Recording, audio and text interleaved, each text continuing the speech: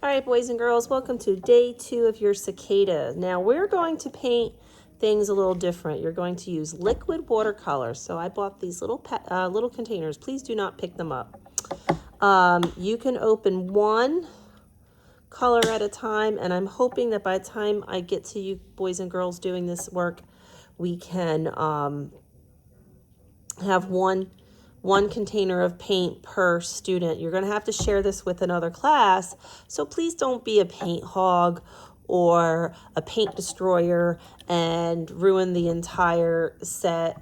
You should have plenty of paint, and a little bit goes a long way. I mean, I put a few drops of each color in there, and you're going to dilute it. It is a watercolor with water. So you're going to want to make sure you have like a designated dirty and clean side. However you want to figure it out. And I'm hoping also by the time we get to doing this project that you, that I'll have found enough of these dollar store pet food containers that it will work out well, but I can't make any promises. So very gently, you're going to open each set. First, you'll notice I use just straight water, clean water. This is why it's important to have a clean and a dirty side. Then you're going to dip your brush into whatever color you want. This happens to be a yellow orange. It's very bright. We're not mixing colors. And you can see that little drop is very bright, and a little itty bitty bit goes along. You don't have to dig in here. You don't have to use a lot. A little bitty bit goes a long way. And then you're going to clean your brush between colors. Don't tap. I can't stand that. 25 people tapping is a lot. Great. You're going to get some more water. Just plain old water. And I would recommend, as you're doing each section, wait until the section dries. So notice I made this wet, and this area. So these shapes are all wet. Now I'm going to pick a color. I'm going to pick, it doesn't really matter what color it is. And again, a drop here, here, and here. And you can go ahead and spread those drops out. And literally a little goes a long way. And you can see how bright this color is. If you need more, you can get another drop. I'm going to tell you, this stains. If you get this on your clothes, it's going to stain you. So you need to be careful. This is not a game. We're not painting our friends. If we can't handle this, perhaps we need to use the same paint that the little kids use. But I'm hoping that you are going to show me that that's not the case. Clean again. Clean water. I'm only looking for bright colors. If there's any place that you want to be white, you're going to have to leave it white. This is a red here. I think I'm going to do red over here. Now, the oil pastel acts as a barrier because remember, oil and water does not mix. And I'm not painting the background. Someone's going to ask me, can I paint the background? We're not painting the background. We're just painting the bug today. I think I want to do the legs. And whatever I do on one side, because my cicada is supposed to be symmetrical, I'm going to do on the other side. Use some blue so that you have the same colors repeating in the same areas. Just like that. I'm going to clean it. I'm going to wipe it. I'm going to take some more water. Do the next section. And like, I'm not painting here yet because I want it to dry. And then I'm going to go in and I'm going to paint those sections. Maybe I'm going to do yellow.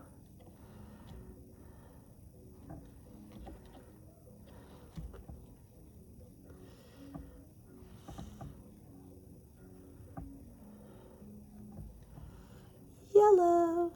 Clean again. Do not tap be very careful. I don't want people tapping, and we're not spraying anything with water. Not at all. We are not doing that. Which color is this? This is that's the red. I don't want red. I messed up. I want some magenta, I think is what I want. I want magenta.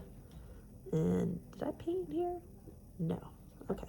So now I'm going to go back and I'm going to paint this section and this section because I really don't want the green to get in there. And I want a high contrast. So I'm going to use colors that are opposites on the color wheel, kind of. So this is magenta. So it's like a purpley, you've seen it before. It's like a red violet.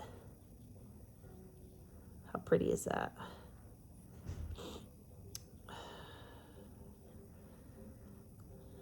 Beautiful. And clean that off. So that really shows up nice and bright. Now I'm going to go back to this section and I'm going to paint this. I have yet to figure out what color I want to use. You may use any color combination that makes you happy. I'm going to tell you right now. So I don't want to mess. I don't want you to just paint the whole thing and make a hot mess, please. I want you to really think about what colors am I using. This is the whole point of this. I gave you multiple colors. I want you to think like, how do I want to use these colors? And notice that I'm only using the tip of my brush. If I had a dime for every person that smashes my poor brushes. Yes, I know, I buy new brushes every year, but that doesn't mean that we need to ruin them all. It's one of my pet peeves. Because keep in mind, boys and girls, I can't buy 500 new brushes every single year. So we need to make them last, if that makes sense to you. All right, I need a color to go here. And you can leave certain spots white if you want. I used green. Colors are left. Another purple. I think I might use purple again. So there's the violet or purple. Bloop. Bloop. Maybe I'll use a different color. Maybe I'll use red.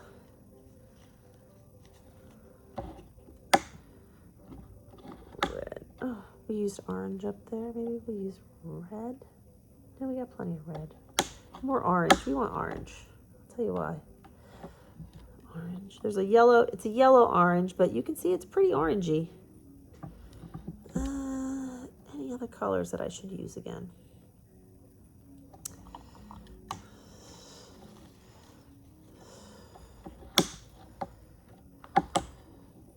No, I used blue. Magenta. This color's pretty. There we go. Oh, that's the red. The red. The red is good. All right, so there you go. There's my cicada. He's all painted. I've decided to leave these areas white. You don't have to. When you're done, you're going to close these and leave it on the table. I need to change this water for next class, and that's all we're doing for today.